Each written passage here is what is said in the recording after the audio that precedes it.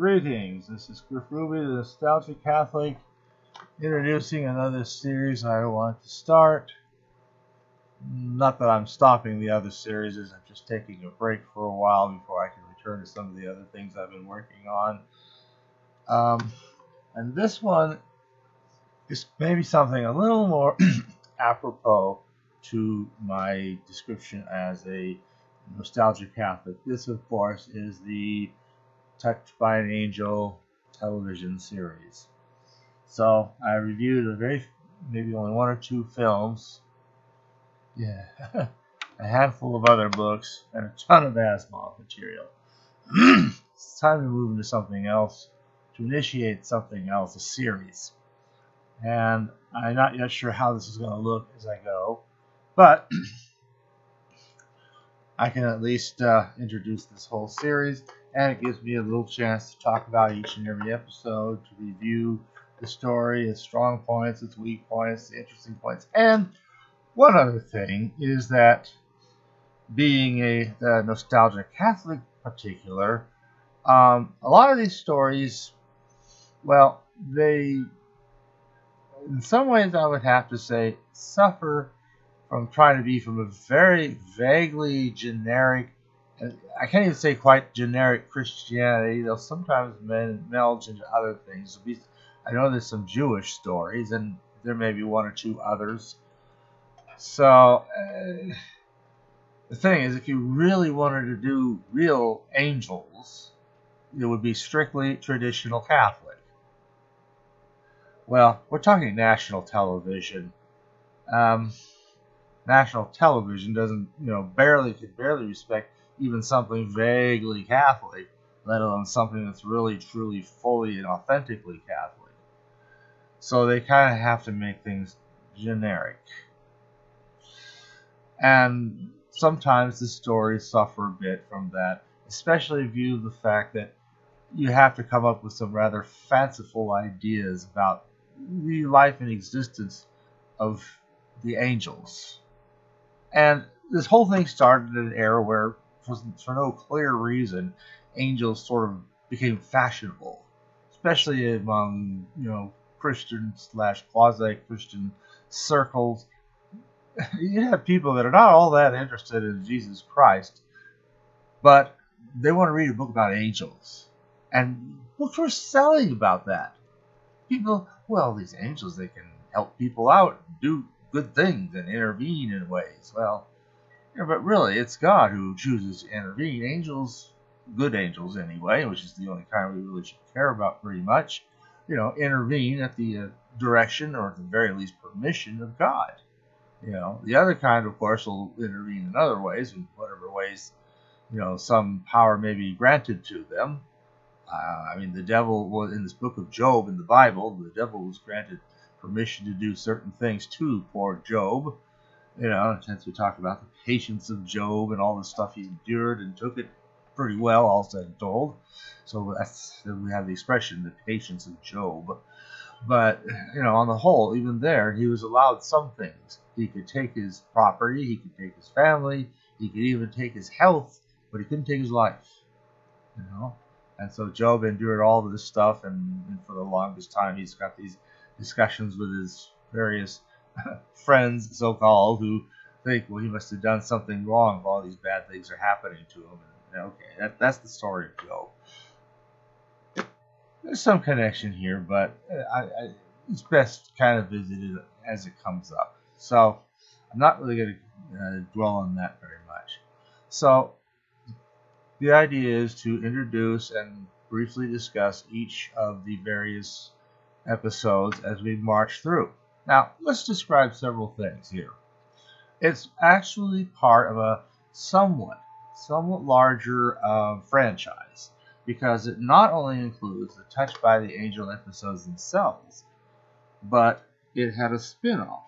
And I will talk about the spin-off just a little bit here.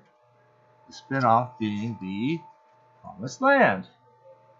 Now, there's some overlap. There's actual crossover episodes. There's also a handful of episodes where Touched by an Angel characters are seen and or at least mentioned in other Promised Land episodes, where it's kind of separate from all that anyway, but they're still there. There's this clear overlap. The same people are producing both series during the time that they both exist. So that's the idea here. Is I mean to introduce the productions of these people in the order they were initially broadcast, which means when you get to the years with Promised Land, there'll be a lot of alternating between one and the other, because one would come out, say, on a Tuesday and another on a Thursday, or whatever days of the week. I'm just making. We'll figure out what days they are later. But you know what I mean. So this week's Touched by an Angel is on this day, and this week's Promised Land is on that day. So you get that one, you get the other one, and on to the next week and next production, which works out very nicely when the crossovers occur, because then you get part one, whichever aired first, and then the very next episode will be part two, which will be treated as separate episodes, even though they really are just kind of one larger story in what amounts to a two-part episode, but carried over several different, over the couple of different series. There is a third series that enters in one isolated time. It crossovers with a Promised Land episode, and it's called, it's from a show called Diagnosis Murder, but I'm not going to get into Diagnosis Murder. That's really another show by other people, but for whatever reason, they decided to do a crossover with a Promised Land episode. When we get to that, we'll deal with that episode as well. That's the only one of that show I'm going to get into. I didn't have anything here to show and tell at this point. When I get there, I'll have some place for that. So, I've talked about, let's see here, the Nostalgic Catholic.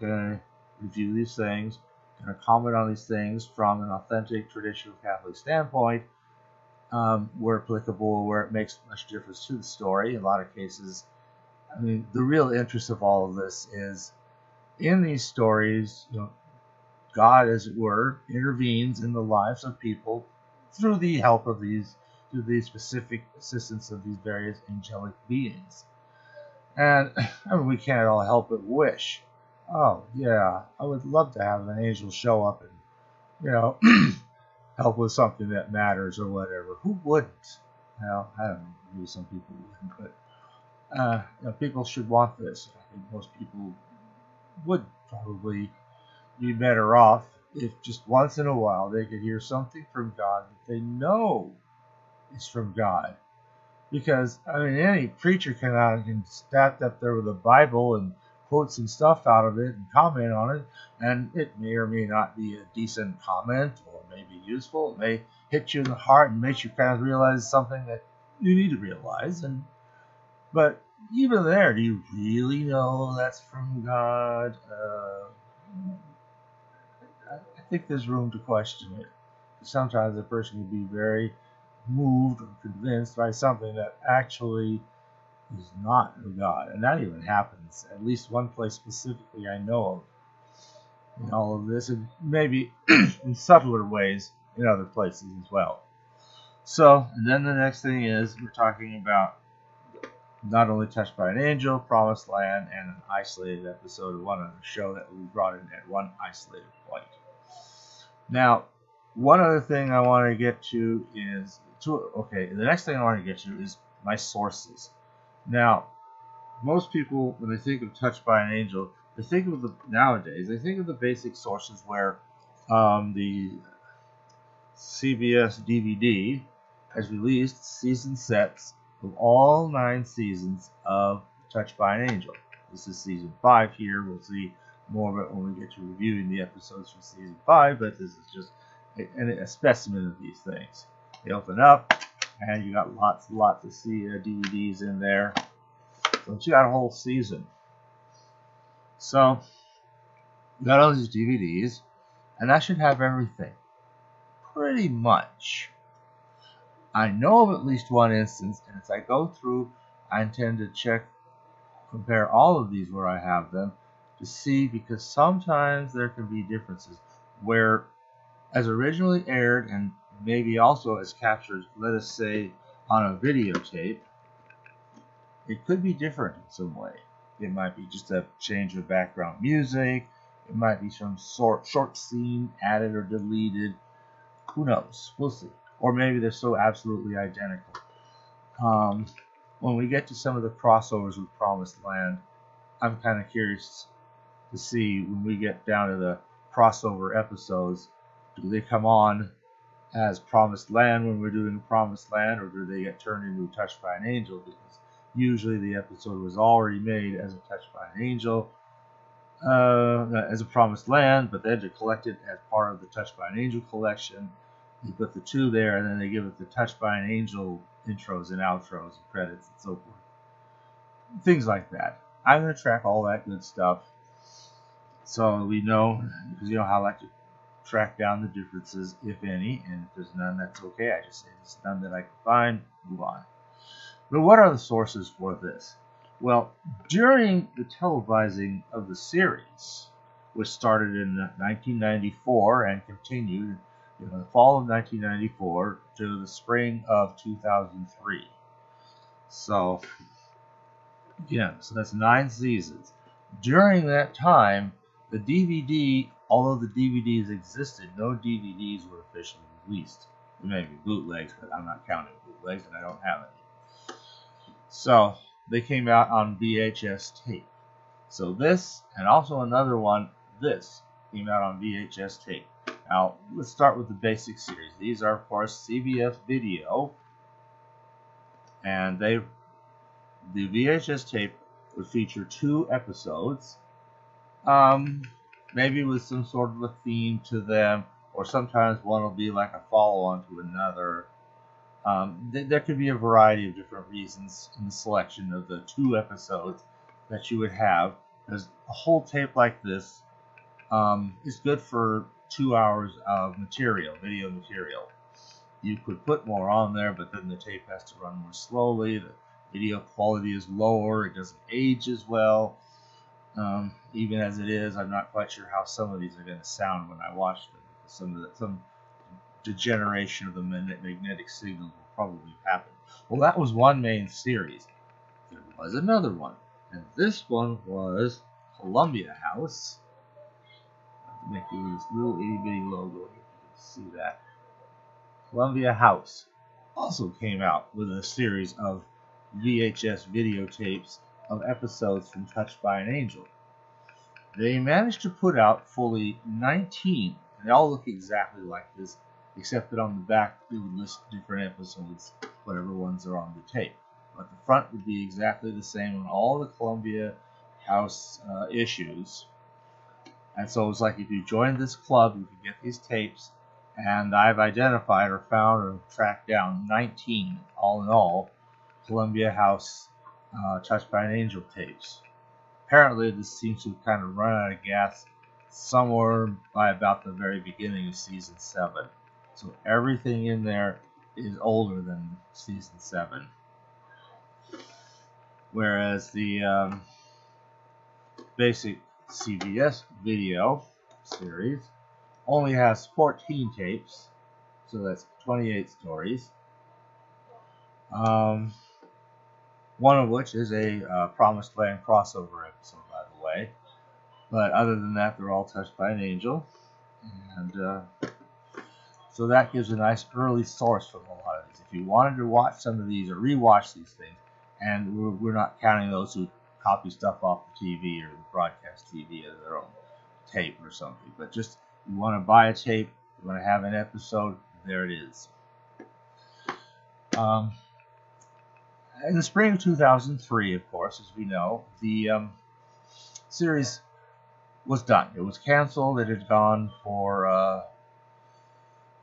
all 9 seasons, but they were kind of starting to run out of ideas, and people had kind of moved on. The fashion that Angels had that helped kick them off back in 1994, and by the way, they also got canceled. Well, in the 1994/95 season, with a couple of episodes filmed and not shown. So, but then with some letter writing, think of, say, Star Trek's 3rd season or Star Trek Enterprise's 4th season, and probably other instances where somehow people find the addresses of people connected with the television industry to say, hey, we want this to continue. And enough letters are written, and somebody thinks, well, they didn't rate that highly, but there's a lot of motivated people out there who really like this. Maybe we will continue this after all. So, because Touched by an Angel's first year was very dicey in terms of just trying to hang on for dear life and barely exists. Well, how do we get all this? So, the series is over. No more going to be made. Everyone's scattered to the four winds, and that's the end of the whole production. The production team's all moved on to other things. So now it just seems a reasonable time to start releasing the whole thing systematically in season sets on DVD. Now, we're talking 2003, 2004, actually. They finally come up with the first collection. Now, I don't know if anybody's noticed this, but the first season sets of DVDs that I've ever seen, and I suspect this may be the oldest one, was when they came out with the Star Trek Next Generation on season sets, starting in 2002. The first season there came out in one big box set, and it was like, wow. I mean, but that's a whole season, and then the idea is later on they'll release another whole season. Here's season 2, and then 3, 4, 5, 6, 7 through all of that particular show. And seven nice, neat little season sets. And of course, by the time you get to the end of that, season sets of DVDs for television shows go from this non-existent thing to being a thing. You can buy them. Now that seems to be the main source of selling DVDs these days, since everybody's trying to move to streaming. It's convenient. You don't have to go to a store or buy something, and that's nice. But it's also and you don't have to store these things. That could be also pretty convenient. On the downside, anyone who works with streaming, and you think most people should, have always seen that the transmission's flaky. The reception may be terrible. The server out yonder may be having glitches and hiccups and stuff. The reception and transmission from your router to your device and all these different things can just lose track of each other all the time, and it's frustrating and it's annoying. And of course, there's just that basic knowledge that at any point, somebody out there who doesn't like some piece of material out there can just make it disappear and poof, it's gone. If you have the thing in your library, even just a videotape or a DVD or any other media that may have existed, you have it. All you need is your equipment, the material itself, the disc or tape, whatever it is, and the electricity to run this stuff, and you have this. And it never gets interrupted. It never goes pause with a little circle going around in the middle of the screen, the circle of death, I sometimes call it. It just goes. Well, as long as you don't scrape it up and it glitches for that kind of reason. But I mean, you can take care of that, and you can do that and watch it anytime you want. And it doesn't matter. The server could be down. Power could be down if you got a little portable generator at your house, so you can still see this stuff. So there's that market. There's materials on these DVDs that may not be available on streaming services. That's another. And I think there's just something to be said for being able to binge watch a whole season of Name the Television Show. And so that's really, like I said, that's become a thing. And now that seems to be the principal existence for the DVD as a form of technology today. And kind of with it, the Blu-ray disc that was an interesting technological advance, but it basically amounts to just a better version of the same thing. Same can be said for the old HD DVD in its short span. So, anyway, we want to have this material, and it gets us how we'd like to see these things. And very convenient. So the first season set comes out in 2004, and it's all of season 1. And it has some nice interviews of Martha Williamson and some of the other people involved as they talk about the series a little bit. Okay, nice little extras that you can also put on DVD sets. But most importantly, it had the entire first season even including the 2 episodes that hadn't aired during the first season because it got canceled. So, but don't worry, we all saw these. If we watched this thing faithfully as they came out, you would have seen them because they were actually inserted. The 2 lost episodes of season 1 simply got inserted into season 2 and put there right in the sequence, and then things just continued on. So we will deal with these in the sequence they are seen, so we get to those in season 2. But where we are now, season 1 came out in 2004 on DVD. Season 2 came out in 2005. Season 3 came out in a pair of DVD sets for the first and second half. It had actually more episodes than any other season. Plus, Promised Land is now also happening at that time. So these production staff are really, these guys are working overtime. So anyway, that's season 3. And then finally in 2007, season 4 comes out also in 2 half sets. And then everything stops. And nothing is seen. Year after year after year, nothing. Oh, the cries, the consternation, the demands. Oh, please give us the rest. There's a whole nother, 5 seasons that aren't released. Give us these seasons. Why aren't you doing them? I know people will buy these things.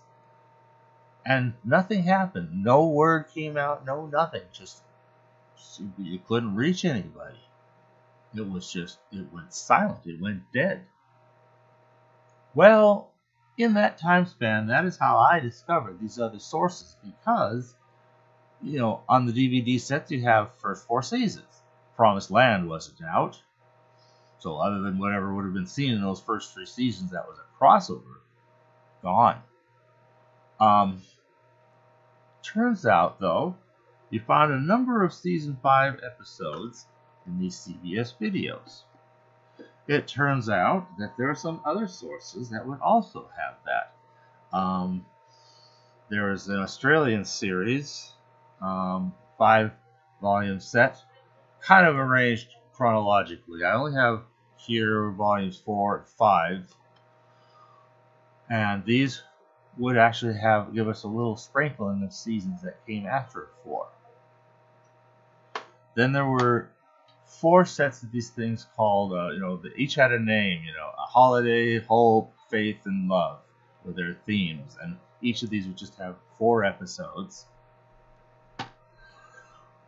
and a connection to something that's very relevant. We'll get to that very shortly, which you could only get through these things. So that was pretty neat. And that was now 2009. These came out. I don't know, what a year on this thing? 2010. So actually these came out, after.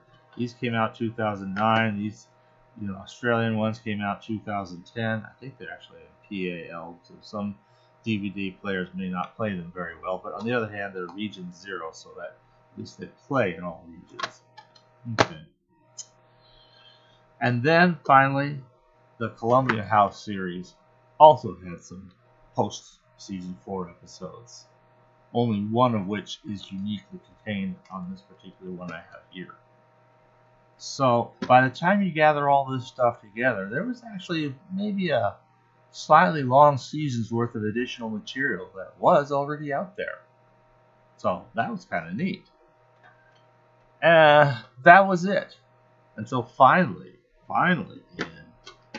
here it will say, because this is season 5, this would be 2012. 2012. They finally said, let's start doing some more season sets. So 2012, they did this, and then seasons 6, 7, 8, and 9, and they were done.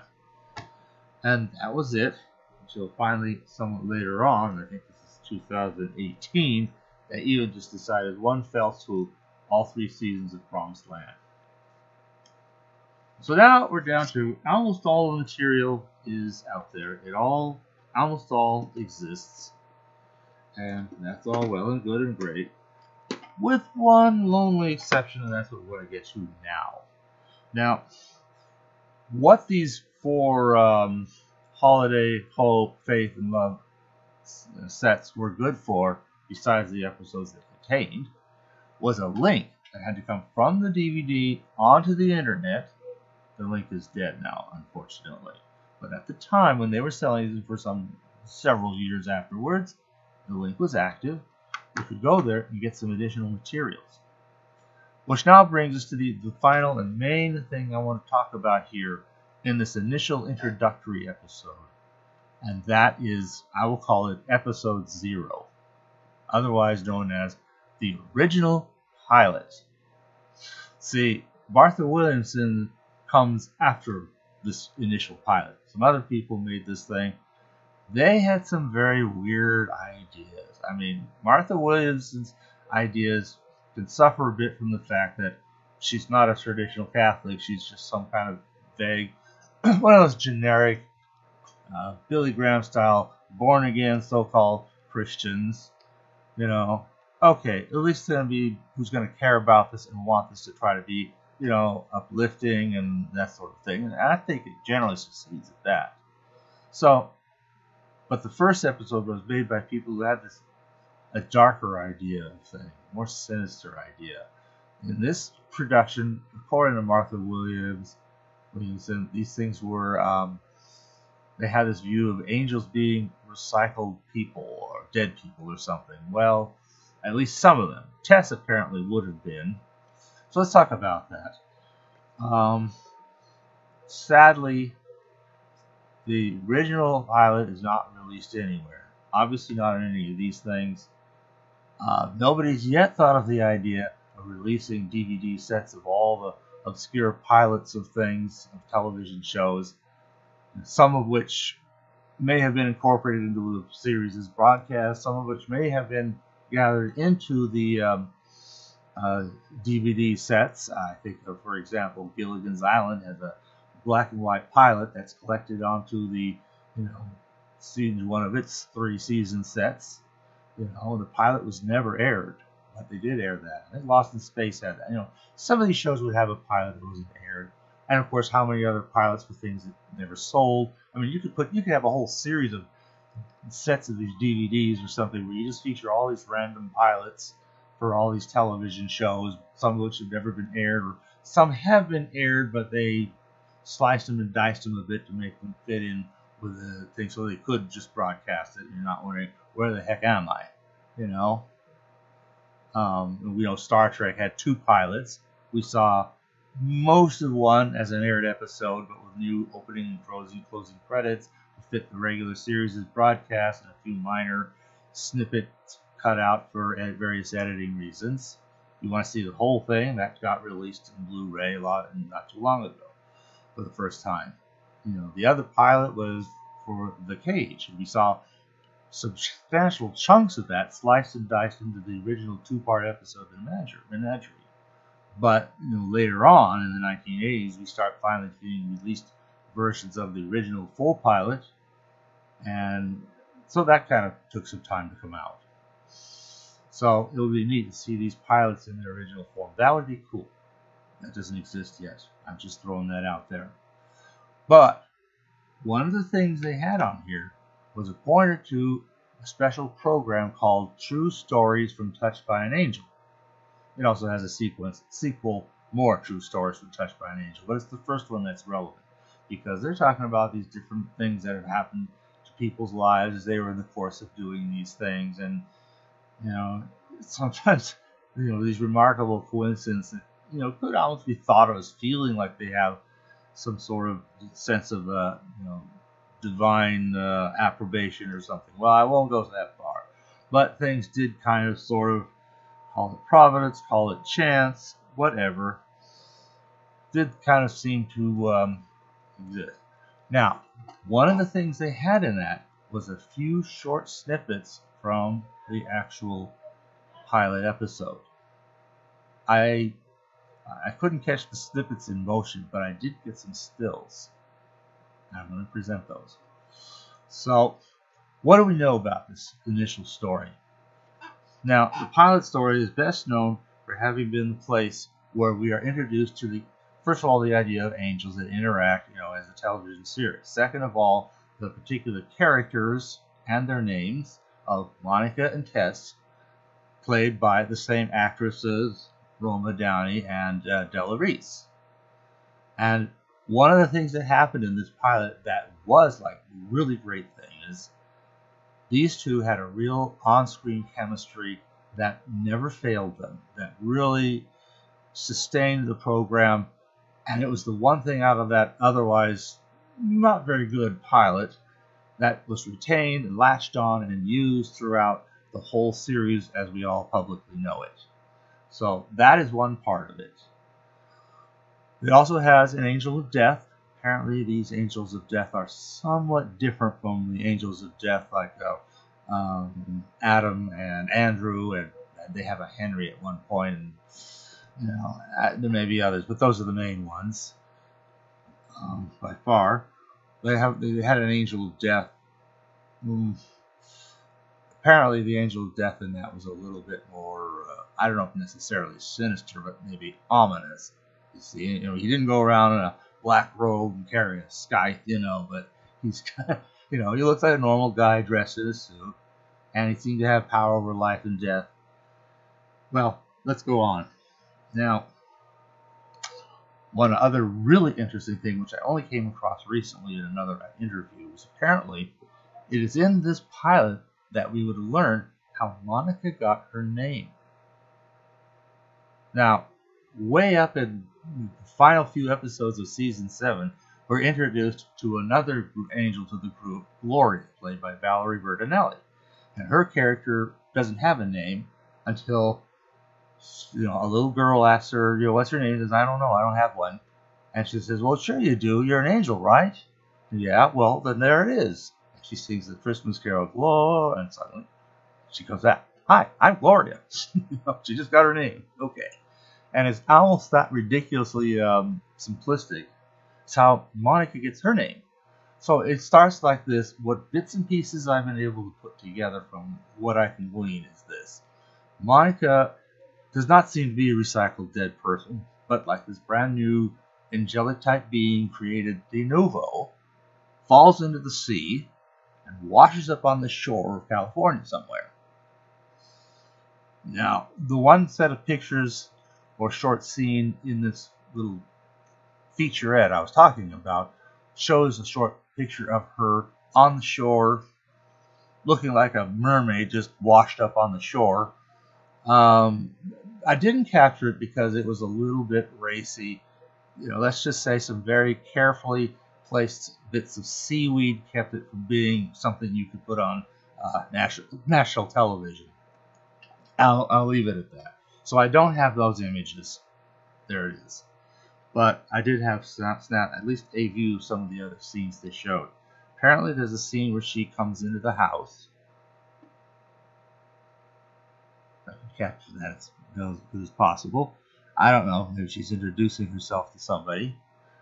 Alright, now, she meets up in the same house with Tess for the first time, who in this series apparently is a recycled dead person. She smokes, I think, cigars or smokes something, and she cusses and just, has all this ridiculous sort of, she still has that, a lot of the character as we do know her, but there's some things that, some aspects of her character we don't have. If you look at this picture in the foreground, there's like a little sculpture of a house here. And that sculpture, apparently it opens up. It was a little short bit of motion where they're talking around this thing, and Della's introducing Monica to the people of this household that she's going to be working with, like a normal episode. It's a pilot, really. And she actually pulls off the roof of this thing and opens it up, and it's, I don't know, somewhere off to the side, and here you actually see the top of the house, and the second story, if it has one, is off. And she talks about, what's there, and who's there, and whatnot. So, there's one other scene that's well known, fairly controversial, and that's the one where a dog has been hit. Look, what is this thing doing crap? Right. All right. Where a dog apparently has been hit, maybe by that red car, and is laying in the street. dead. And they're all sad and it's all terrible. And the dog is brought back to life. Now, maybe Monica does that. Maybe the angel of death. I'm not sure. There's these two guys, and one might be the daddy of the household, but the other is probably the angel of death as it appears there, who may actually be the one who brings the dog to life. Some angel, one or the other, brings the dog back to life. Pretty dramatic stuff. They can just do any old thing they want. The most famous part, and I think personally most intriguing part, is that in this episode is the one and only time we actually see Monica's wings. I have it. I'm presenting it now. For some reason, Angel Monica is preparing herself, or introducing herself to a small child. Oops, wrong way. Okay. A small child, and she's showing her wings and floating here. The child is kind of, you see a little bit of her head. Let's see. Alright, see a little more of the child. Now that's a pretty good glimpse of her wings. Look at that. Look at that. Oops, I went the wrong way. Alright, here's a better glimpse of the little girl, but you can also see a little bit of the wings in the foreground. Here's another view of her. That's her, alright. And a little bit of the wings. And that's probably the best view of her you'll see. Look at that. So that's what Monica's wings look like. I think that's the end of it. I gathered a sort of a picture collection of all of these. 8 of these pictures is all together at once. So those are the stills I have rescued, and that's kind of neat to have our one and only actual glimpse of her wings.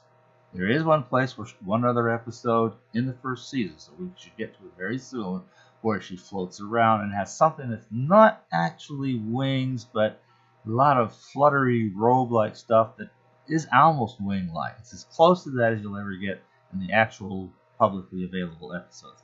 But that's the actual wings they filmed. Now, one other thing, as I mentioned how Gloria got her name. That introduces how Monica got her name. Anyway, she falls out of the sky, lands in the sea, washes up on the shore. Looks like this, risque mermaid washed up on the shore, but drenched in seaweed, as I said. And apparently some beachcombers come along, and maybe hippies or whatever. They see her there, and she doesn't know anything. Well, she can talk and understand English. She can walk and normal stuff. So we're not dealing with a total tabula rasa infant. She's got those basics. But beyond that, the only other thing she knows is that she's supposed to go to some address in some town. She knows the name of the town, she knows the address, and that's where she's supposed to go. That is everything she knows, period. And these beachcombers are asking, well, what are you? Who are you? They even ask you the name.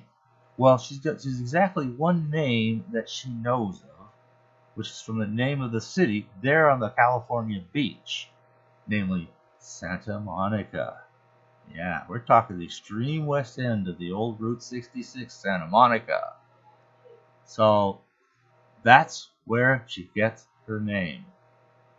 So they asked her name. The only name she could think of was the name of the town she was supposed to go into and find this address. So for some reason, he said, Monica. Yeah, my name's Monica. Hi, I'm Gloria. Hi, I'm Monica. Okay. Same kind of thing. So I think that's kind of cool. So unfortunately, I think I've shared with you all that we have of that. And I'll have to leave it at this. So as I continue this, we'll just be taking it episode by episode by episode. Hopefully the rest of these will be much shorter. Thanks for listening.